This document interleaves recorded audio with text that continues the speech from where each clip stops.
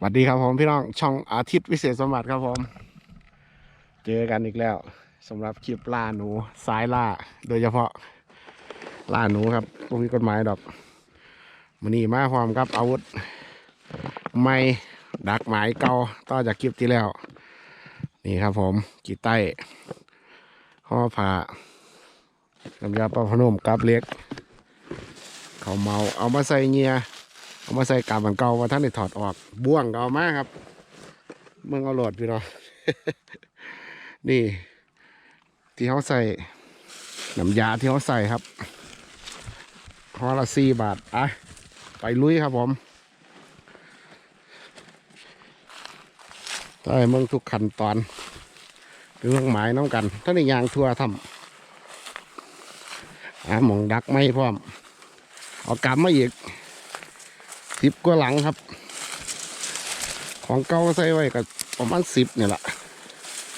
ป้าอ้อยโอ้ยผลห้อยหนูพี่น้อง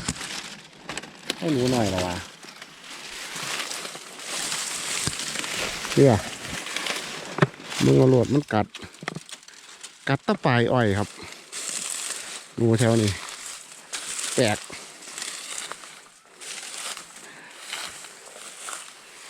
เพื่อทางมันนะโอ้ยดีแห้งพี่น้องครับหมองเก่าใส่อยู่สื่อพูนครับ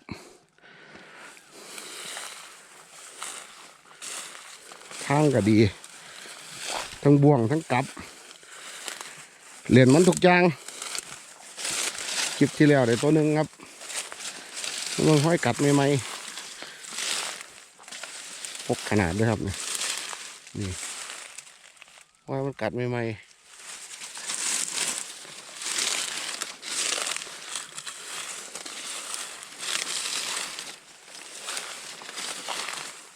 โอ้โหนี่จะห้อยหนูกัดผมนี่ถือว่าเป็นคนแรกกับที่ว่าใส่ไม้นี่ผลทางดีแห้งนี่ไม้เก่าที่ใส่โอ้ยทางหลุดมึงพี่น้องกับทางเห็นตรงก็ขาวป่ะครับคนใส่ไว้เดี๋ยวจะเอาของเมาไปเติมครับ แต่ว่าตอนนี้ว่าใส่หนีก่อนมีทางดีครับพี่น้อง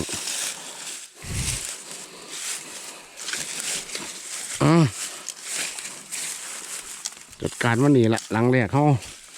บบลายใหญ่ห้างเราเบื้องทางมันโหลด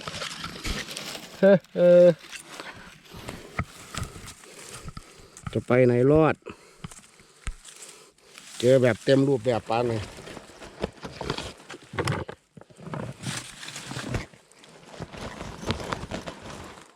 จัดอาวุธมาเต็มอัตราศึกครับคนมาทั้งหมดที่มีเท่าไรคนมาหมดกลับเฮา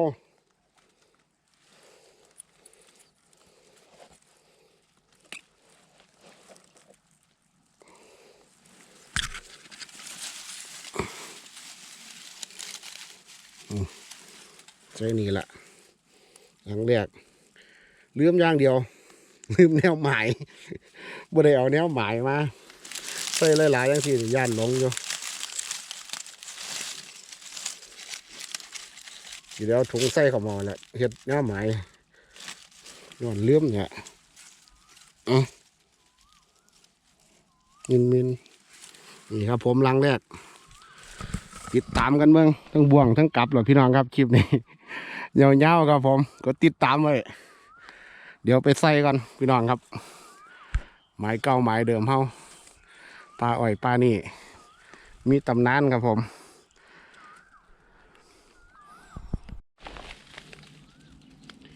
ใส่เสร็จเรียบร้อยพี่น้องครับทั้งกลับทั้งบ่วงนี่มั่วไปมัดครับผมจากว่าใส่ไว้ใส่เนี่ยเสียกับเสียวันนี้แหละทั้งบ่วงทั้งกลับกัดหลายอยู่ครับแมนครับผมเนี่ยไม่ต้องให้หนูกัดเต็มเลยนี่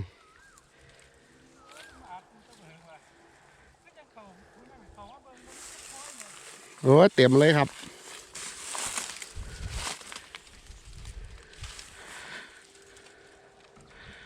ดี๋ยวทำมาลุ่นครับผมมืออื่นเจอกันน้ำเศร้าๆบ่วงใส่บะหมดยังไม่นี่พอกันย้ำเศร้าครับผม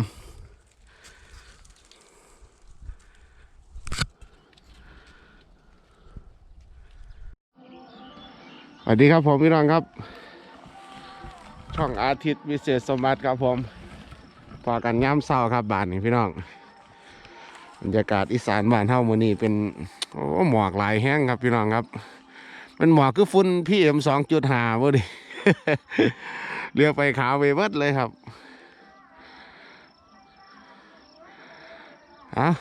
จังไดกะไปรุ่นน้ำกันเมืองพี่น้องสำหรับกับเฮามื้อนี้เขียนมาทุกอย่างที่มีเลยทั้งกับทั้งบ่วงกับนี่ใส่หมดสุอันเลยพี่น้องครับ20 กว่าอันแต่ว่าบ่วงนี่ใส่บ่หลายปานใดดอกว่ามันคำก่อนเดี๋ยวมื้อแรงเดี๋ยวมาใส่บ่วงไปไหมเดี๋ยวสิเก็บกับออกด้วยครับเก็บอันกับที่เป็นน้ำยาปลาพนุ่มออกแต่ว่าถ้าเป็นกับที่ใส่ข้าวเมาบ่เก็บออกครับรุ่นน้ำกันลังเลือดเยี่ยน้ำยาปลาพนุ่มกับขี้ไต้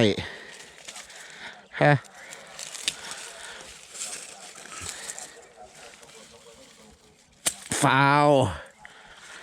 หลังแหลกฟาวหลังนี้โดนครับผมโดนน้ำยาปรับผ้านุ่มโอ้โหจวดอ้วนเตือบหมดแดง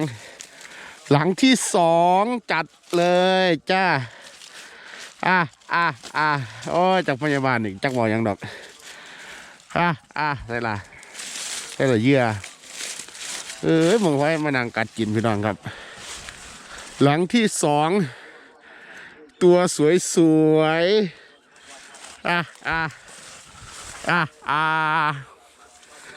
ได้การครับน้ำยาปลาพนุ่มในปลาอ้อยนี่บ่วงเขาบ่อพันครับบ่วงหลังที่2เราก็จัดเลยแจ๋วบัดได้แท้เขาน้ำยาปลาพนุ่มเนาะบัดได้พี่ครับบ่วงบ่อเขาบ่อเถือก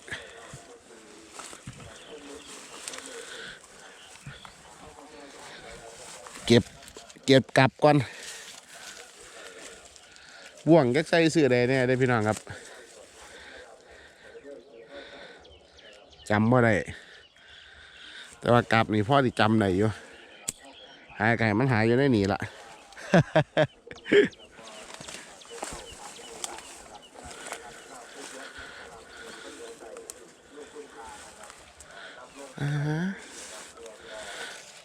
กับเฮา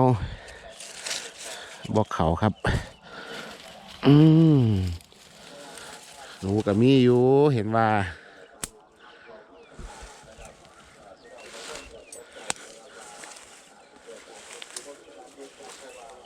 บ่วง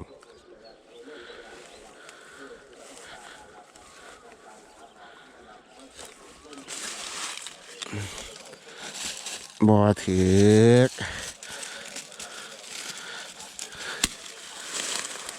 ใส่ใบตอว่าได้ครับเพราะว่าขี้ไต้ดิเดี๋ยวมันสิหมดกิน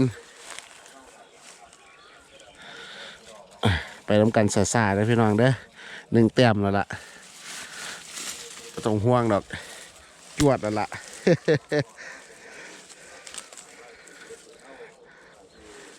นี่บ่วงบ่พลาดเลยมันย่านบ่วงเขาหน่อยบ่เขานี่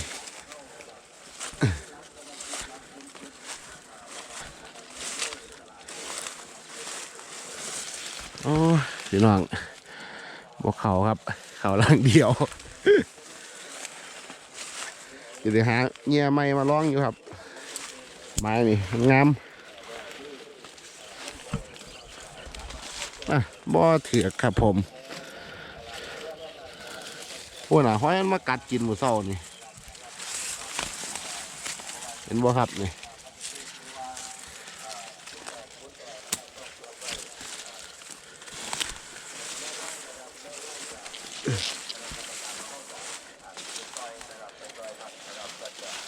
บ่เขา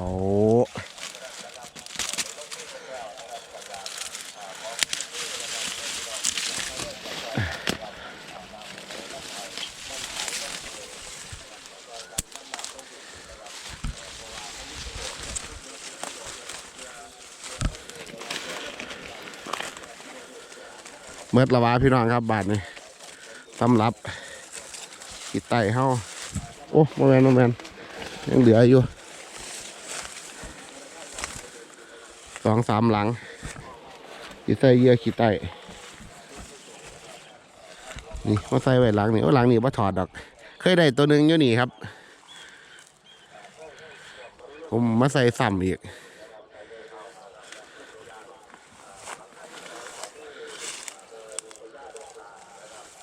บ่วงกับบ่มีหอยพาน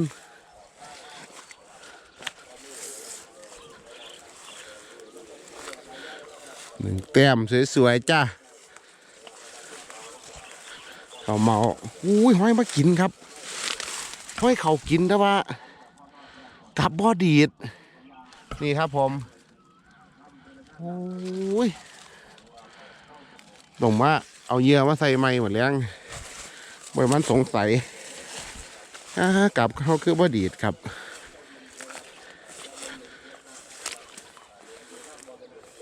เอาหลังนี่ดีดอุ้ยดีดแต่ว่าบ่ถือครับผมพี่น้องครับดีดแต่บ่ถือโอ้ยคนละห้อยขี่มันน่ะเอาเดี๋ยวมาใส่ไม้ครับไม้นี่ห่วงเขาอยู่ซื้อใดเนี่ยนะกองไว้หนีก้อนหนูเขาอยู่เขาเมากับเขาอยู่ครับบาดนี่ว่าบ่ถือกนี่บ่วงเขามันมีห้อยพันหรอครับ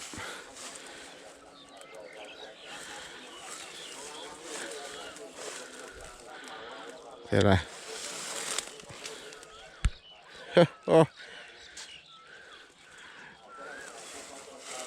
บ่วงว่าพ่อพี่น้องคุณ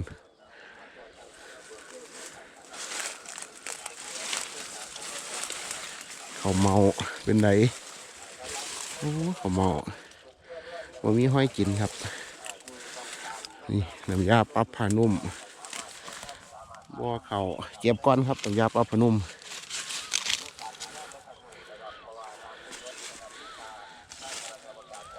นี่เขาเมาอุ้ยเห็นโดนแล้ว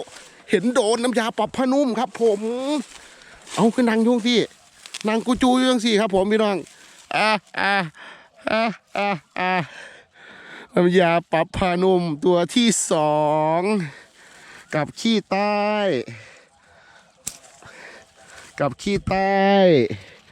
จวดเอาขึ้นเป็นจังสี่ครับเป็นบ่วงเขาคือมีบ่วงเดียวนี่เด้อครับเหยื่อเขาเมาไม่กินได้ซื้อเขาเมาบ่ดีดครับนี่เขาเมาเขานี่หลังหนึ่งยาวจังหน่อยได้พี่น้องครับคลิปนี้ใส่หลายครับใส่หลายหลัง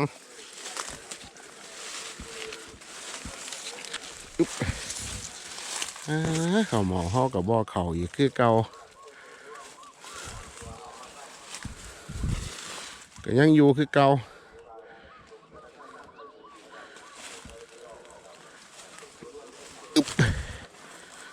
โอ้ยห้อยขวัดใหม่ๆกับบ่มากินพี่น้องครับนี่เขาตั้งยาปรับผ้านุ่มเลยพี่น้อง2 หลังโตงามๆครับผม คือที่เมิดแล้วล่ะคือนี่กลับเฮาหวยนี่คือมาไม่บอกหวยนี่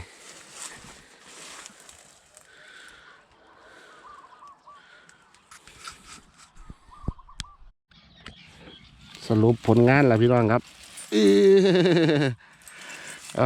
วันนี้ทำงานตั้งแต่ขี้ไตครับน้ำยาปรั๊บพนุ่มล้วนๆเลยครับขี้ไตกับขี้ไตเก้าดอกพี่น้องถ้าพี่กายบนมาท่านไหนไปซื้อมาอยู่ผมไม่ถามแล้วร้านเขาบ่มีครับผู้ใดว่าเหมาไปหมดทีมงานดักหนูทั้งบุรีรัมย์มาท่านเจ้าเหมาไปหมดผมไปถามท่านไหนไปถามอีกอยู่ว่ามาไปขี้ไตขายดีครับพี่น้องนี่แหละครับผมโอ้ยใส่ไหมใส่สวยหนูรุ่นครับผมหนูรุ่นตรงตัวละขวครับ2 แต้มสวยเหมือนแรงมาซ้ำไหมทีเดียวอันนี่เมืองอรวดพี่น้องว่าเป็นน้อยได้ครับเนี่ยบ่น้อยครับบ่น้อยใส่นี่จวดอีกแล้ว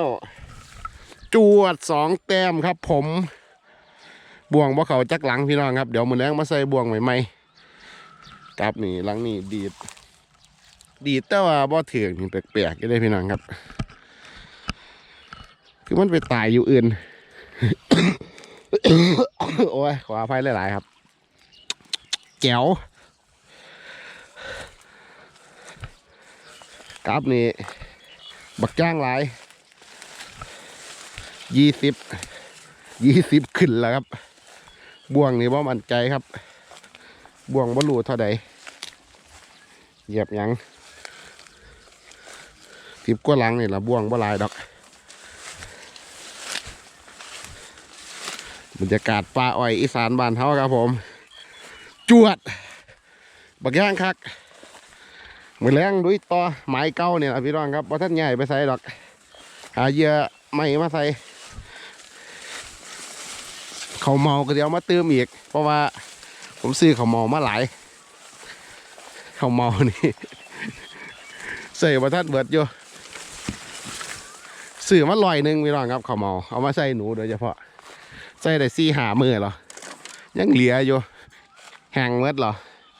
วันนี้ตะเว้นก็ขึ้นเหรอเอาจังไรกะขออนุญาตลาไปก่อนล่ะพี่น้องครับฝาก Facebook แฟนเพจในเด้ออาทิตย์สตูดิโอครับ Facebook แฟนเพจเท่าใครไปกดถือใจกันได้พูดคุยกันทาง Facebook ครับอีก1 ช่องทางในการติดต่อกันนะครับเมืองคลิปผมก็ลงขึ้นกันครับ Facebook แฟนเพจลงคลิปขึ้นกันนี่แหละวันใดสะดวกวันใดก็เข้าไปเมืองได้ช่อง YouTube เขาก็คือเก่าล่ะถือว่าลักครับช่อง YouTube นี่ลงตลอดจัว โอ้สุดยอดครับผม2 แต้มสวยๆงามคักมือนี่เอามือละน้อยนี่ละพี่น้องครับไม่ค่อยได้กินโดนมือละเล็กมือละน้อยเก็บไปพอกันไม่คลิปหน้าลากันไปกับบรรยากาศอีสานบ้านเฮาฝากกดติดตามให้กำลังใจในเด้อช่องอาทิตย์วิเศษสมบัติครับผมจวดครับช่องเฮามีแต่จวด